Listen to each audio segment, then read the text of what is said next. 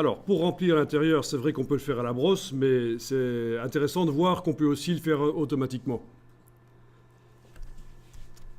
Donc, je vais enlever l'œil en face de RVB pour ne plus voir que la couche alpha.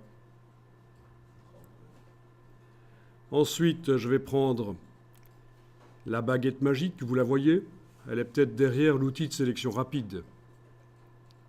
Vous voyez l'outil de sélection rapide? Vous allez chercher la baguette magique qui est derrière. Et vous cliquez sur la zone, le centre du loup, là. Est-ce que ça sélectionne bien?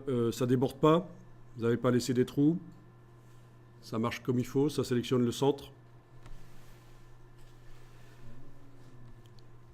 Il va falloir remplir avec du blanc, mais avant de remplir, je vais élargir la sélection. Parce que, vu que j'ai utilisé des pinceaux à bord flou, ça ne va pas chercher assez loin. Vous voyez? Si je vais zoomer là, ça ne va pas chercher assez loin la tache noire. Donc, sélection, modifier, dilater.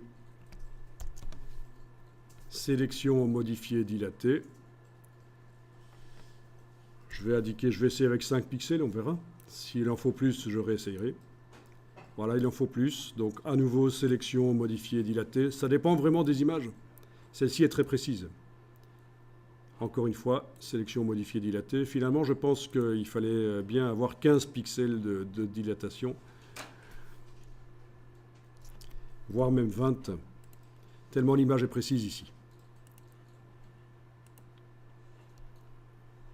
Voilà, si vous voulez, vous faites sélection modifier dilater et vous mettez directement 20 pixels.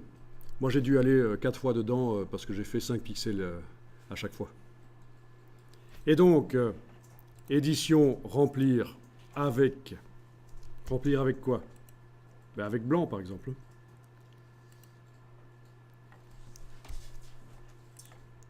Et vous avez la silhouette du loup qui s'est remplie.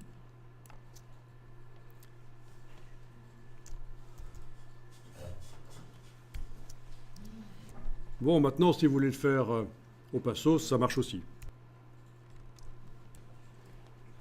Ok, une fois que c'est fait, il faut que je désélectionne. Il faut qu'il n'y ait plus de sélection sur la couche alpha. Je travaille sur tous les pixels de la couche alpha. Donc, sélection, désélectionner. Raccourci, CTRL-D si vous voulez. C'est le genre de choses utiles à retenir.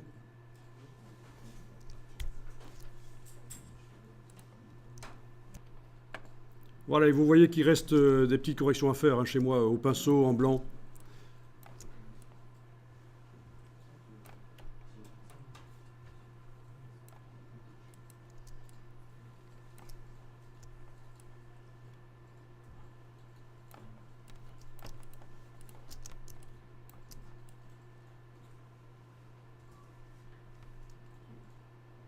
C'est normal qu'il reste des petites traces.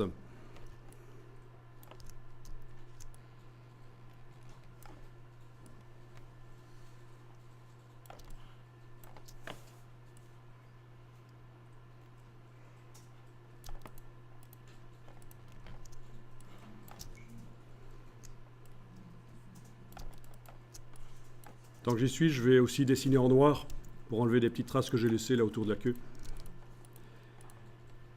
Et voilà. Ça semble être une bonne sélection sur ce loup.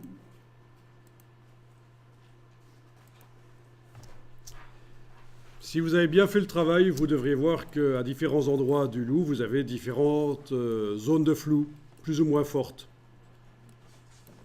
Pour les pattes et la tête, c'est pas tellement flou, mais pour le dessus et le ventre, là, c'est flou. Pour la queue, c'est flou.